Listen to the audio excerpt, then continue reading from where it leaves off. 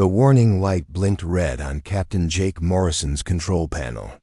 He leaned forward in his chair and pressed the communication button. "Control tower, this is Patrol Ship Eagle 1. I'm seeing something strange out here." The voice that came back sounded tired. "What kind of strange, Jake?" Jake looked out at the empty space where 3 Zephyrian ships should have been. For 20 years, those alien ships had watched over this part of space like guard dogs. Now they were gone. The Zephyrian patrol ships aren't at their posts. All 3 of them just left. There was a long pause. "Are you sure? I'm looking at empty space control. They've been here every day for 20 years. Now there's nothing." Jake had been flying patrol runs around New Haven Colony for most of his adult life. The Zephyrians had rules about everything. Where humans could fly, where they could build, how many ships they could have. The tall, gray-skinned aliens with their glowing eyes had controlled 43 star systems for 3,000 years. They didn't just leave their posts. On the other side of the galaxy, Dr. Lisa Gret was having her own strange day.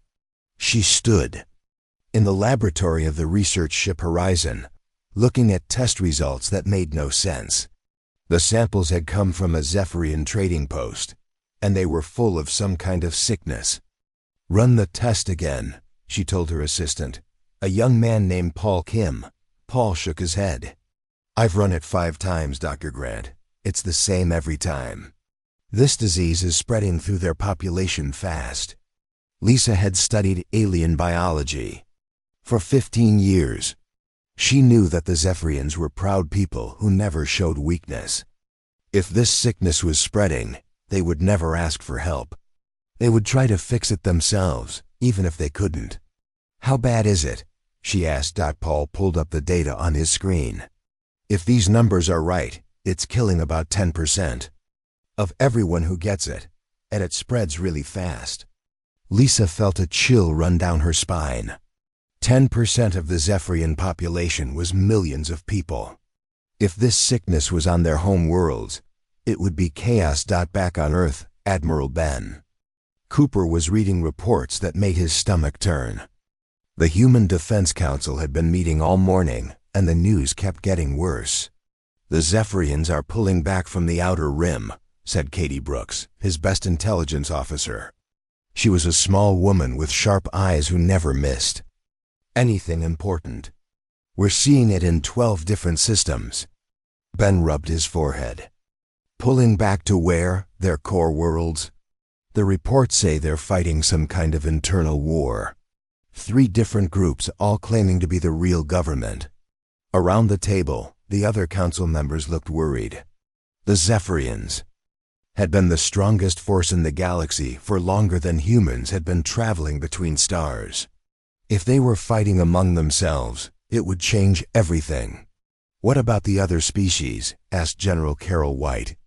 "The ones the Zephyrians have been controlling?" Katie smiled for the first time all day. "That's where it gets interesting. The Catherians are starting to rebel. So are the Morthic and the Centauri Union. They can smell weakness." Ben stood up and walked to the big window that looked out over Earth's blue oceans. Somewhere out there, an empire that had ruled for 3,000 years was falling apart. The question was what humans should do about it. On the Zephyrian capital world of Zeph Prime, General Crickstel was discovering just how bad things had gotten. He stood in the command center of the Imperial fleet, watching red warning lights blink across the galaxy map. "Report," he said to his aide, a younger officer named Sub-Commander Yethmar. "Sir, we've lost contact with 7 Outer Rim garrisons. The plague has reached the tertiary worlds, and the rebels are coordinating their attacks." Crickstal's scaled hands tightened into fists. The Empire was 3,000 years old. It had survived wars, natural disasters, and economic collapse. But it had never faced anything like this. "What about the humans?" he asked. Yethmar looked uncomfortable. "Intelligence reports say they watching. Their merchant ships are still trading with the outer colonies. but they haven't made any hostile moves. That was almost worse than open rebellion. The humans were waiting to see what would happen. They were patient, and patience was dangerous. Back on New Haven, Jake Morrison was finishing his patrol when his radio crackled to life. Eagle One, this is Control. We're getting reports from 3 other colonies. Zephyrian ships are leaving their posts everywhere. Jake felt something cold settle in his stomach. If the Zephyrians were abandoning their positions across multiple star systems, it meant the situation was much bigger than anyone had thought. Control, what are our orders? Keep your eyes open, Jake. And if you see any Zephyrian ships coming back, you let us know immediately. As Jake turned his ship toward home, he thought about his daughter Amy, who was studying to be a pilot. She was part of the first generation of humans who might grow up in a galaxy without the Zephyrian Empire watching over everything. The thought was both exciting and terrifying. Dr. Lisa Grant was having similar thoughts as she prepared her report for Earth Command. The Zephyrians were dying from a plague they couldn't cure. Their empire was cracking. And somewhere in the chaos, opportunity was waiting for anyone brave enough to take it. The age of the Zephyrian Empire was ending. What would replace it was still unknown. But for the first time in centuries, humans had a chance to help decide. The answer to that question: the galaxy was about to change forever. Rick Stone's cargo ship slipped through the asteroid field like a ghost. His co-pilot Amy Taylor checked the scanner one more time. Coast is clear, Rick. No Zephyrian patrols. Rick grinned. Good. The Catherians are expecting this medical supply drop, and I don't want to disappoint them. Amy looked at the cargo manifest. You know we could get in serious trouble for this. Trading with rebel groups isn't exactly legal under Zephyrian law. What Zephyrian law? Rick asked. Half their fleet has disappeared. The other half is too busy fighting each other to care what we do. Their ship, the Lucky Star, had been running smuggling operations for 3 months now. What had started as a desperate attempt to make money had turned into something bigger. The rebels weren't paying much, but they were grateful. And grateful customers were loyal customers. Incoming message, Amy said. It's from the Catherian leader. The screen flickered to life, showing the tall, blue-skinned alien with large black eyes. Human friends, this is Commander Zelkan. We are ready to receive your cargo. Rick had been surprised the first time a rebel leader called humans friends. For 3,000 years, the Zephyrians had told everyone that humans were dangerous and primitive. But the rebels didn't seem to care about Zephyrian propaganda anymore. Roger that, Commander. Coming in for landing now. As they descended toward the rebel base on Kepler 442c, Amy noticed something odd. Rick, look at those ships. Are those human vessels? Rick squinted at the landing pad below. Sure enough, there were 3 human cargo ships parked next to the alien vessels. Looks like we're not the only ones with this idea. After they landed, Commander Zelkan met them at the cargo bay. The Catherian was tall and moved with quick, nervous energy. The medical supplies are very welcome. Our people have been suffering since the Zephyrians cut off our trade routes. Why did they do that? Amy asked. Zelkan's large eyes darkened. They needed all their ships to fight the plague on their core worlds. They abandoned the outer colonies without warning. No supplies, no protection, nothing. Rick and Amy exchanged glances. This was the first time they had heard details about what was happening in Zephyrian space. Commander, Rick said carefully, we've heard rumors about problems in the Empire. How bad is it really? Zelkan looked around to make sure no one else was listening. Our spies say the plague has killed millions. The Emperor's dead, and his 3 sons are fighting over what's left of the throne. Half the fleet has joined different sides in the Civil War. Amy felt her heart skip a beat. The Emperor is dead?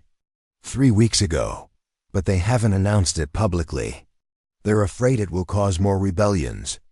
Meanwhile, on the abandoned Zephyrian research station orbiting Kepler 442c, Commander Nick Davis was leading the most important mission of his career. His team of 12 specialists had been exploring the station for 6 hours, and what they found was incredible. "Julie, are you getting this?" Nick asked his communications specialist. Julie Martinez was hunched over a computer terminal, her fingers flying across the alien keyboard. "This is unbelievable, Commander.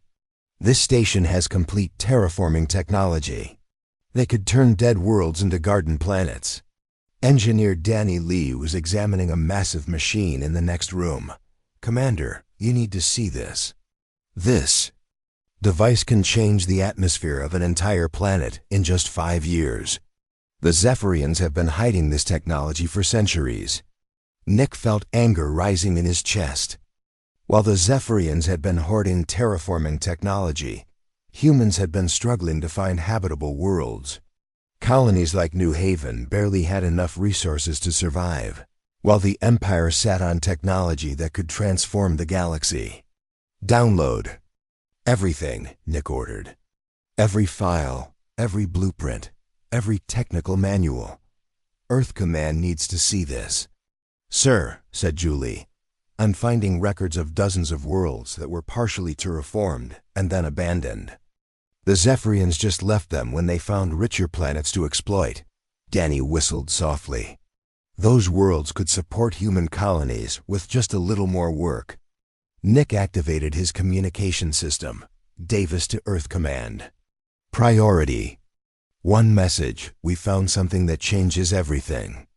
Back on Zeph Prime, General Krickstall was discovering that the Empire's problems were getting worse by the day. His aide Yethmar entered the command center with a datapad full of bad news.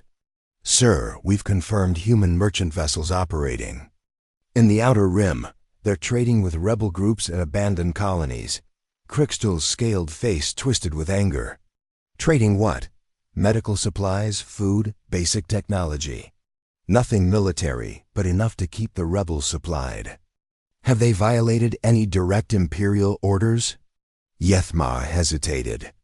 "Well, sir, technically we haven't issued any orders about human trade in the last 2 months. We've been too busy with the succession crisis."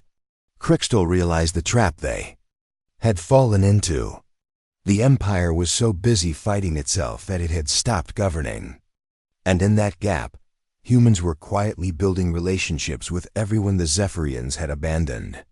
"What about reinforcements?" Krickstall asked. "Prince Vex High has claimed the 7th Fleet. Prince Morjun controls the 3rd and 5th Fleets. Prince Zektar has the 2nd Fleet and most of the planetary defense forces. And what do we have? The 1st Fleet, sir. And about half of the remaining garrisons." Krickstall looked at the galaxy map where red warning lights showed rebel activity in 17 different systems. With only 1 fleet and scattered garrisons, they couldn't respond to every threat. The Empire that had controlled 43 star systems was effectively paralyzed. On New Haven Colony, Captain Jake Morrison was filing his daily patrol report when his communication officer brought him disturbing news. "Captain, I'm picking up coded transmissions between the rebel groups. They're coordinating attacks across multiple systems." Jake frowned. "Rebel groups working together? That's new." "Sir, there's something else. Some of the codes they're using. They look human." Jake felt a chill. If humans were helping rebels coordinate their attacks, it meant someone on Earth had made a very big decision without telling the outer colonies. As Jake looked out at the stars, he wondered if his daughter Amy would grow up in a galaxy where humans were no longer just survivors scratching out a living on the edge of space. Maybe she would inherit a galaxy where humans were players in the great game of galactic politics. The thought was both thrilling and terrifying. The Zephyrian Empire was crumbling faster than anyone had expected. And in the chaos, humans were quietly positioning themselves to fill the void. The question was whether they were ready for what came next. President Ellen Hayes stood in the secure briefing room deep beneath the Capitol building. The holographic display showed a map of the galaxy, with dozens of red dots marking opportunities for human expansion. She looked at the faces around the table, generals, admirals, scientists, and diplomats who would help decide humanity's future.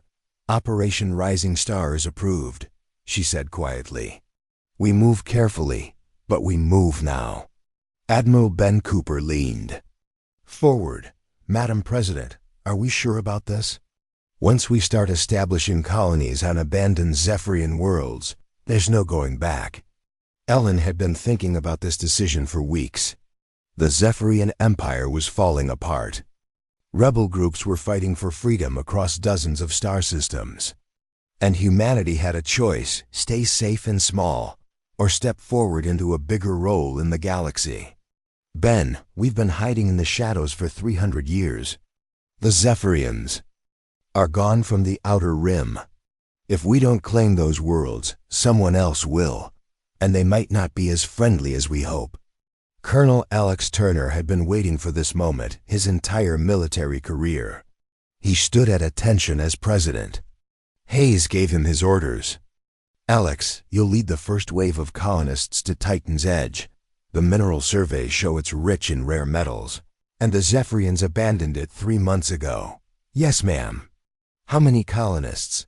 5,000 to start. Families, engineers, doctors, teachers. We're not just building a mining operation. We're building a home. 2 weeks later, Alex stood on the bridge of the colony ship New Horizon as it dropped out of hyperspace near Titan's Edge. The planet was beautiful: blue oceans, green continents, and white clouds swirling in the atmosphere. But it wasn't empty. Colonel, said his communications officer, I'm picking up signals from the surface. Multiple settlements. Alex felt his stomach drop. Zephyrian? No, sir. The signals are ... different. I think they're from another species. Alex made a decision that would change everything. Open a channel. All frequencies. The response came in broken English. Human ships. This is Catherian settlement leader Yextam. Please, we mean no harm. We are refugees. Alex felt relief wash over him. Refugees, not conquerors. Yextam, this is Colonel Alex Turner of the Human Colonial Force. We're here to establish a settlement. Can we talk? The meeting took place on the surface, in a meadow between the human landing site and the Catherian refugee camp. Yextam was tall and blue-skinned like the other Catherians Alex had seen, but his large eyes showed fear and hope in equal measure. Colonel Turner, we fled our homeworld when the Zephyrians abandoned us. Pirates and warlords took over. We came here because we thought it was safe. Alex looked at the Catherian camp. There were maybe 2,000 refugees, including families with children. They had built simple shelters and were trying to grow food in small gardens. Yextam, we're not here to fight you. This planet is big. Enough for all of us. Maybe we can help each other. The Catherian's eyes widened. You would share the world with us? Why not? You were here first, and we could use friends. Meanwhile, back on Earth, Dr. Frank Miller was having the breakthrough of his career. His research team had been studying captured Zephyrian technology for months, trying to understand how their faster-than-light travel worked. It's incredible, he told his assistant, Dr. Carol Breen. Their navigation systems are designed to interface directly with organic brain tissue. But human brains work better with the system than Zephyrian brains do. Carol looked at the test results. How much better? 40% faster travel times. 40%. Do you understand what this means? Carol did understand. If human ships could travel 40% faster than Zephyrian ships, it would give humanity a massive advantage. Trade routes that took weeks could be completed in days. Military response times would be cut in half. Frank, we need to get this information to the fleet immediately. On New Eden Colony, Governor Mary Johnson was facing the hardest decision of her life. 3 Zephyrian civilian ships had arrived at the colony, carrying refugees from the plague that was destroying their homeworlds. Governor, said her security chief, a lot of the colonists don't want them here. They're scared. The Zephyrians have been our oppressors for centuries. Mary stood at her office window, looking down at the spaceport where the Zephyrian ships sat like wounded birds. Inside those ships were families with children, old people, and sick people who just wanted a chance to live. "How many refugees?" she asked. "About 800. They're asking for temporary shelter while they look for a permanent home." Mary thought about her own grandfather, who had fled Earth during the resource wars and found safety on New Eden. Every human in the galaxy was descended from refugees who had been given a chance by someone. "Open the colony to them," she said. "Full medical care, temporary housing, and help finding permanent homes." Her security chief looked worried. "Governor, the colonists are going to be angry. Then I'll deal with the angry colonists." "But I won't. Turn away refugees. That's not who we are." The decision caused protests among some human colonists, but it also sent a message across the galaxy. Humanity was willing to help anyone who needed it, even former enemies. That message reached the ears of other species who were struggling in the chaos left by the Zephyrian collapse. The Morthic Confederacy sent a diplomatic message to Earth, asking about trade agreements. The Centauri Union requested human mediation in their border disputes. For the first time in galactic history, other species were asking humans for help. Instead of the other way around, President Hayes read the reports with amazement. "Ben, are you seeing this? The Altarians want us to mediate their peace talks with the Vegan Republic. The Syrians are asking for human doctors to help with their refugee crisis." Admiral Cooper nodded. "Word is spreading that we're fair dealers. We keep our promises, we help people in need, and we don't try to conquer everyone we meet." "It's working," Ellen said. "Operation Rising Star isn't just about claiming territory. It's about showing the galaxy that there's a better way than the Zephyrian Empire's way." Back on Titan's Edge, Colonel Alex Turner watched human and Catherian children playing together in the settlement's central plaza. The two species were learning each other's languages and sharing techniques for farming and building. "Sir," said his aide, "we just received word that 2 more refugee groups want to join the settlement, Centaurians and Morthic." Alex smiled. "Tell them they're welcome, the more the merrier." As the sun set over Titan's Edge, Alex realized that they weren't just building a mining colony.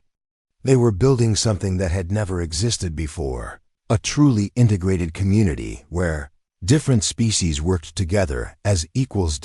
It was the beginning of a new kind of civilization, built on cooperation instead of conquest. And humanity was leading the way. The news reached Earth at 3 in the morning. Admiral Sam Foster was pulled from his sleep by an urgent communication from deep space. Emperor Vexter was dead, and his 3 sons were tearing the Zephyrian Empire apart. "Sir," said his communications. "Officer, we're getting reports from 7 different star systems. The princes are fighting over the hyperspace jump gates." Sam rubbed his eyes and looked at the tactical display. The jump gates were the most important structures in the galaxy. They allowed ships to travel between star systems in days instead of years. Whoever controlled the gates controlled galactic trade and military movement. "What's our fleet status?" he asked. 12 battle groups are ready for deployment. The new FTL drives are installed and tested. Sam made a decision that would reshape the galaxy. "Send messages to the rebel leaders in all 7 systems. Tell them we're willing to coordinate joint operations to secure the jump gates." The response was immediate and enthusiastic. Species that had been fighting the Zephyrians for decades were eager to work with humans who had proven themselves as fair allies.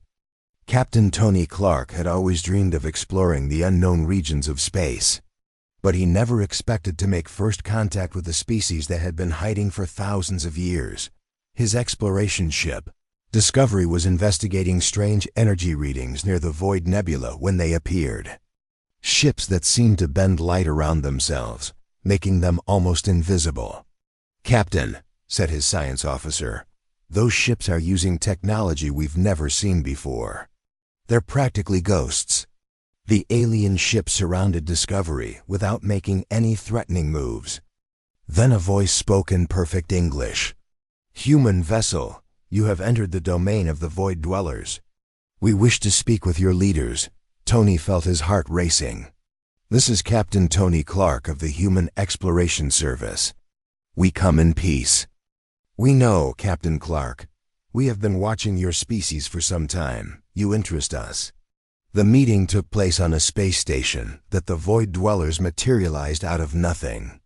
The aliens themselves were tall and thin, with skin that seemed to shift between different shades of gray. Their leader introduced himself as Keeper Morthek. "For 3,000 years, we hid from the Zephyrian Empire," Morthek explained. "They would have enslaved us like they enslaved so many others. But now the Empire falls, and we see humans building something different." Tony was amazed. "You've been watching us?" "Yes, we saw how you helped the Catherian refugees on Titan's Edge. We saw how you shared technology instead of hoarding it. We saw how you kept your promises to rebel groups, even when it was dangerous."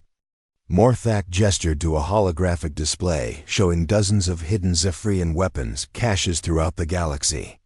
The Empire hid weapons on hundreds of worlds, planning to use them if they ever lost control. "We can show you where they are." "Why would you help us?"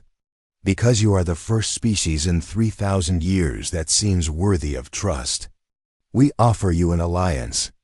Our stealth technology in exchange for your protection from Zephyrian remnant forces." Back on Earth, Senator Grace Adams was working on the most important document in human history. The Galactic Cooperation Charter would establish the principles that would guide humanity's relationships with other species. "The key," she explained to her staff, "is that we're not claiming to be rulers.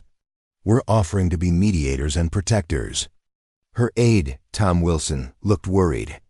"Senator, some people think we're moving too fast. 3 months ago, we were just another minor species. Now we're trying to reorganize the galaxy." Grace stood at her window, looking out at the stars. "Tom, leadership isn't something you choose. It's something that gets chosen for you by circumstances. The galaxy needs someone to step up, and we're the only ones in position to do it right." The charter outlined revolutionary ideas. Instead of conquest and subjugation, it promoted cooperation and mutual benefit. Instead of empires built on fear, it proposed alliances built on trust. Most importantly, it established that all species would have equal voices in galactic governance. Within weeks, representatives from 12 different species had signed the charter. The Catherians were first, followed by the Morthak Confederacy, the Centauri Union, and even some of the former Zephyrian colonies that had declared independence. On the former Zephyrian stronghold world of Kepler 186f, Commander Lisa Grant was overseeing the most complex military operation in human history.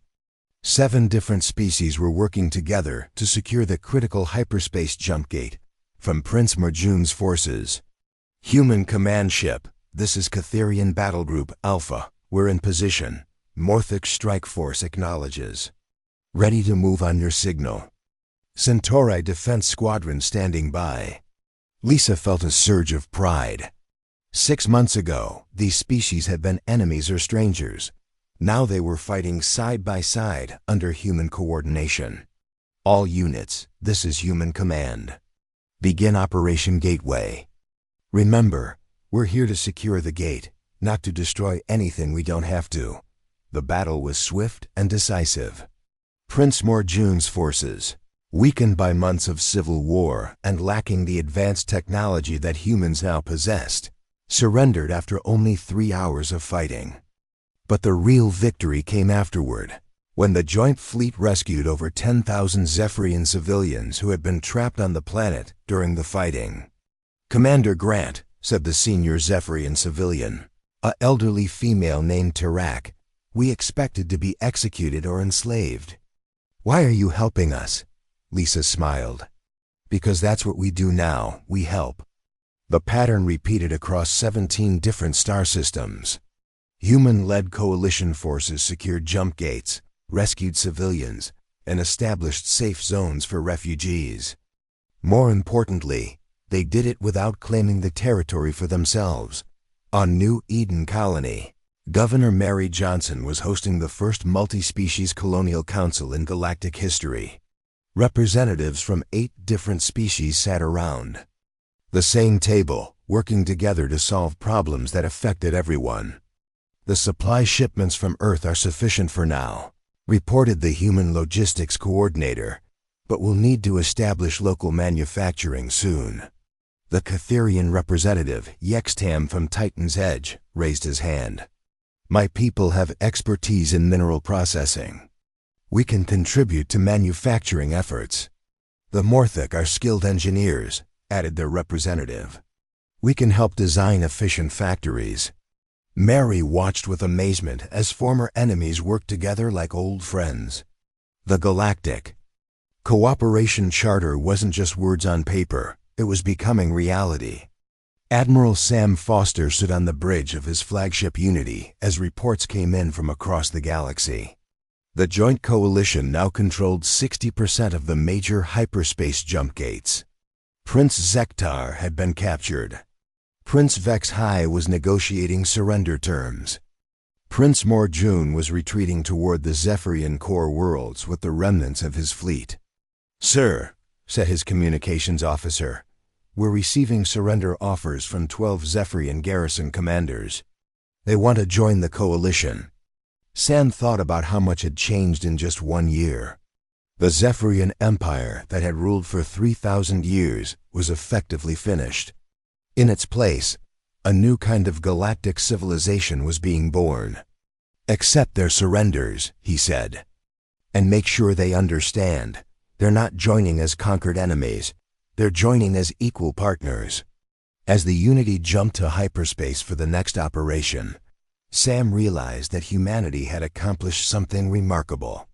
They had gone from a minor species hiding on the galactic rim to the leaders of the largest peaceful alliance in history.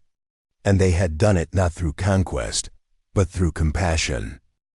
5 years had passed since the Zephyrian Empire fell. Commander Luke Bennett stood on the bridge of the flagship Unity, watching as ships from 41 different species arrived for the first galactic assembly. The sight still amazed him. Vessels of every size and shape, all flying the blue and silver flag of the coalition. "Commander," said his communications officer, "the Altarian delegation is requesting docking permission." "Granted. Guide them to Bay 7. Luke remembered when the Altarians had first contacted Earth, desperate for help with their food shortage crisis.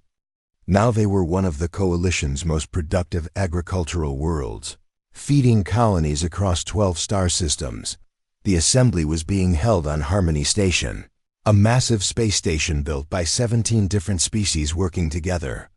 It orbited the planet New Terra, the first world terraformed using the technology recovered from the abandoned Zephyrian research stations.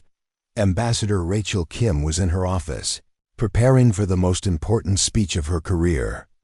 In 2 hours, she would address the assembly and propose the final structure for the coalition government. The early years had been managed by emergency councils and temporary agreements. Now it was time to build something permanent. "Ambassador," said her aide, "the Zephyrian delegation has arrived." Rachel smiled. The Free Zephyrian Republic had been formed from the remains of the old empire, led by former civilians who rejected the old ways of conquest and oppression. Their request to join the coalition had been debated for months. "Send them my regards. Tell them I look forward to their presentation tomorrow." The Zephyrian delegation was led by former Sub-Commander Yethmar, who had helped human forces during the final battles of the Civil War. He had given up his military rank to become a civilian leader, dedicated to rebuilding his people's reputation. "Ambassador Kim," he said when they met in the corridor, "my people are grateful for this opportunity. We know we have much to prove." "Yethmar, everyone here has something to prove. That's what makes the coalition work. We all have to earn our place every day." In the medical wing of Harmony Station, Dr. Steve Walsh was conducting his final review of the patients who had been treated. During the Coalition Medical Exchange Program, beings from 23 different species had received care that would have been impossible under the old empire. "Doctor," said his assistant, a young Catherian named Dexmar, "the Zephyrian plague cases are all showing complete recovery." Steve nodded with satisfaction. The plague that had helped destroy the Zephyrian Empire was now completely curable, thanks to research conducted by coalition scientists from 7 different species working together. What about the Morthic bone disease cases? Also cured. The treatment developed by the Human Centauri research team is 100% effective. Steve looked out at the medical bay, where patients from dozens of different worlds were recovering side by side. A human child was playing with a young Zephyrian while their parents talked nearby. 6 months ago, such a scene would have been impossible. "Dexmar, send a report to Earth Command. Tell them we're ready to establish permanent coalition medical centers on 50 worlds." The opening ceremony of the assembly was held in the Great Hall, a vast chamber with transparent walls that looked out at the stars. Representatives from 41 species sat together, with humans scattered throughout rather than claiming any special position. President Ellen Hayes, now in her 2nd term, stood to address the assembly. Her words would be broadcast across the galaxy. 5 years ago, the Zephyrian Empire controlled this galaxy through fear and oppression. Today, we gather not as rulers and subjects, but as equal partners in a common cause. The applause was thunderous, coming from beings with wildly different voices and expressions of approval. The coalition has proven that different species can work together, that cooperation is stronger than conquest, and that helping others helps ourselves. Today, we make this partnership permanent. Back on Earth, in a small classroom in New Angeles, a teacher named Janet Moore was explaining galactic history to her students. Among them was Casey Brown, a bright 12-year-old whose parents were both coalition officers. "Can anyone tell me what the galaxy was like before the coalition?" Janet asked. Casey raised her hand. "It was ruled by the Zephyrian Empire, and most species couldn't travel freely or trade with each other." "That's right. And what changed that?" Another student, a young boy named Pete Adams, spoke up. "Humans started helping other species instead of trying to control them." Janet smiled. "These children would grow up in a galaxy where cooperation between species was normal, where humans worked alongside aliens as equals, and where wars of conquest were ancient history. Today, the Galactic Assembly is voting on the final constitution. If it passes, the coalition will become a permanent government." Casey looked excited. "Will we really have representatives from every species?" "Every member species gets an equal voice, no matter how big or small they are." At the Coalition Naval Academy on Mars, Cadet Casey Brown, now 18 years old, was graduating at the top of her class. Her fellow graduates included students from 23 different species, all trained together in the principles of coalition service. "Cadets," said Admiral Ben Cooper, now the Academy's commandant, "you are the future of galactic peace. Remember that your job is not to conquer, but to protect. Not to rule, but to serve." Casey looked at her classmates, humans, Catherians, Morthic, Centaurians, and even some young Zephyrians whose parents had joined the coalition. They had studied together, trained together, and formed friendships that crossed species lines. "Your first assignments will take you to every corner of the galaxy.